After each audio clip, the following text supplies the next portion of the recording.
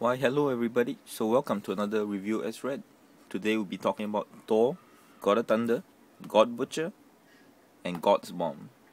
Now, just to preface, I'm a comic fan, but I don't collect like a lot of comics. I usually buy compilation sets and all, and I usually keep up with certain storylines, like the general storylines of the character and what happens to them from reading the internet and all. But I don't buy a lot of comics, so um I do not know comic artists by their names and all that. So just to preface that, if I make a mistake, I apologize.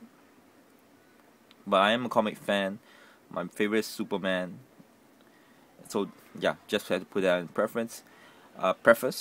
So right now, we'll go through the same process. We'll talk about the books, introduction wise.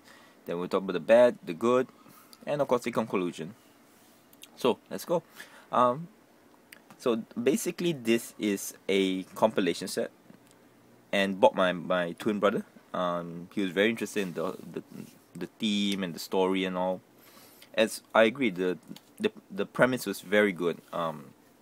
Basically, it's about Thor, the god of thunder, the Avenger, finding out that a lot of gods in his life, in his life period, he starts finding gods from a lot of places. And again, I won't spoil it. Don't worry, I won't give spoilers. He starts to find a lot of gods dying, and so this is his journey about how he finds out like why is it that gods are dying when they should not, and who's doing it, and basically his battle with them and such like that. So first thing, let's talk about the bad. The bad basically is pretty draggy.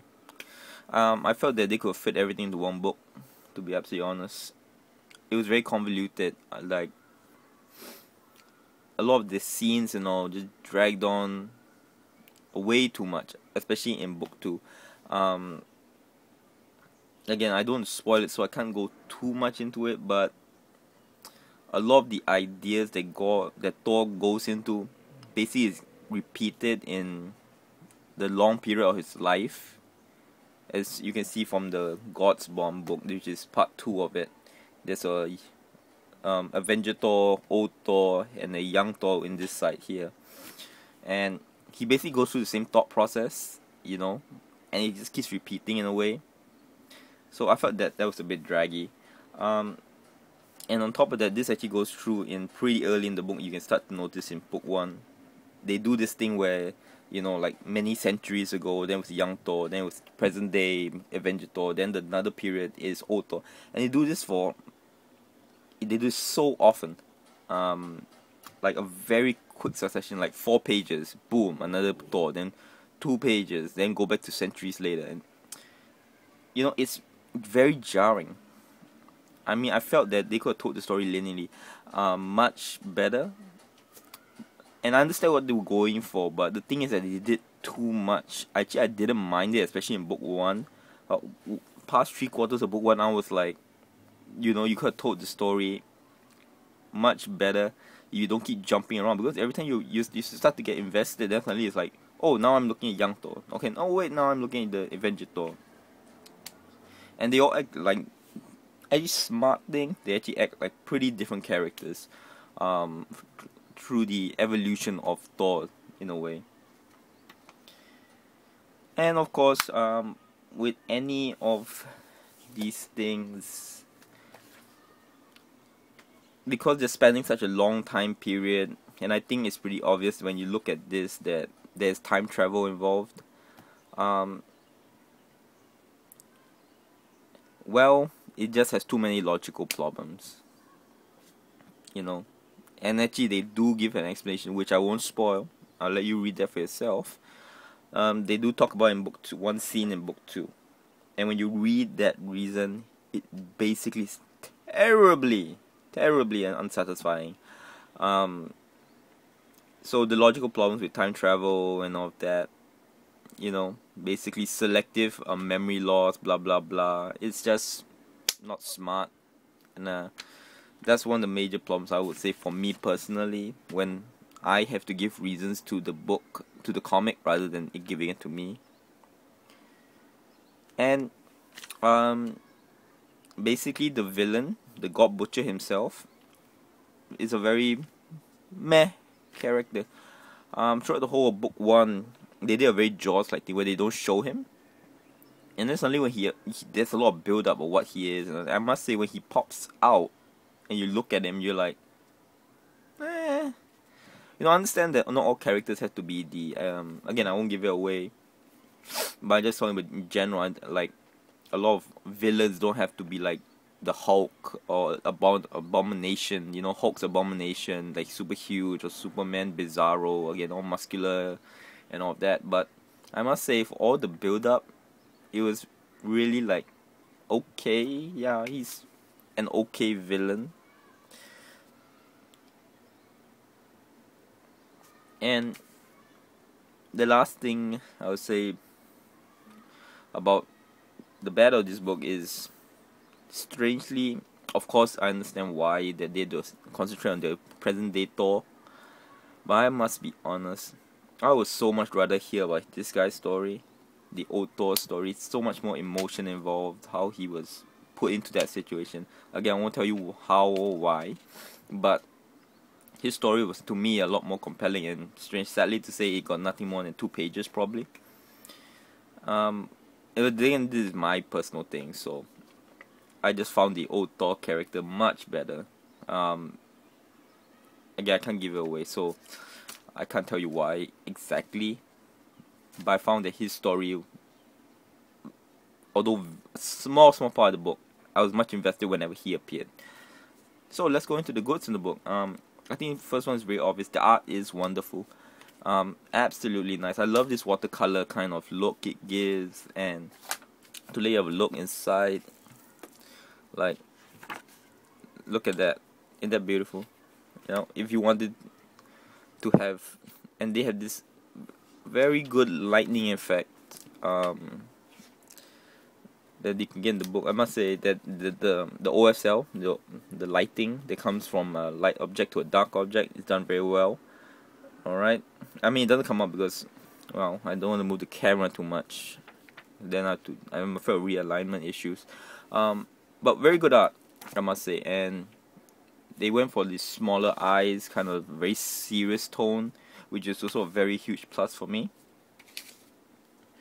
So the art's great, and I must say, Thor's character did come out. You really did, like I say, you really felt a difference between the young Thor, which was very brash and proud, and I mean, almost actually he is arrogant.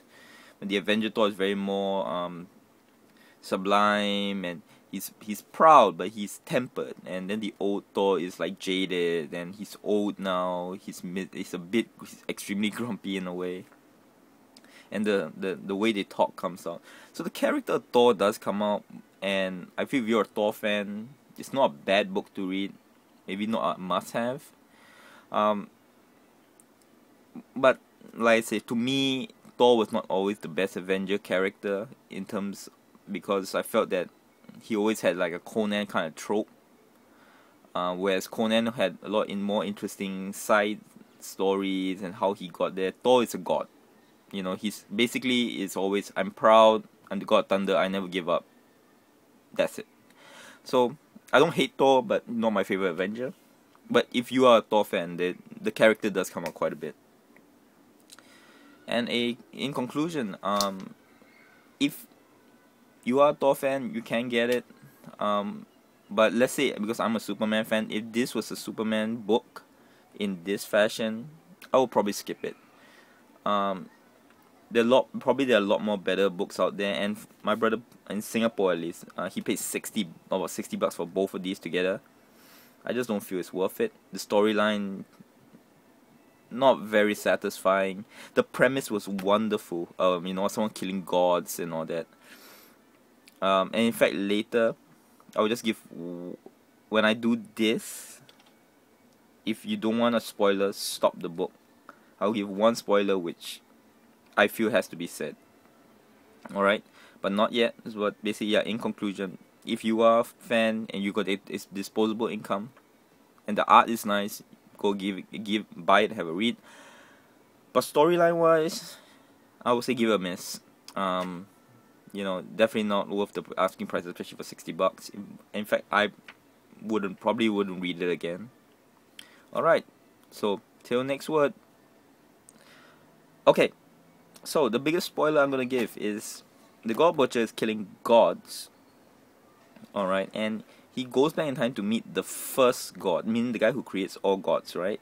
He kills him and takes his heart. And if you look at the time travel thing, why is it that all the gods are, you know, suddenly not all dead? Firstly, again, this convoluted time travel thing. And on top of that, he can kill the first god. Alright, but somehow, no matter what he's doing, he can't kill Thor. Again, if he killed the first god, why is there still gods around? Again, you can talk about different time travel periods and all that. If that's so, shouldn't he be trying to kill the gods in all the periods of time rather than his own with still gods? And if so, time travel thing is so convoluted, because if so, why not he go back in time to his time travel period, kill that first god, then there'll be no gods anymore. That's his goal. See, it just doesn't make sense. So anyway, I got a lot more, but that's just the only spoiler I'll give. Thank you very much. Till next word.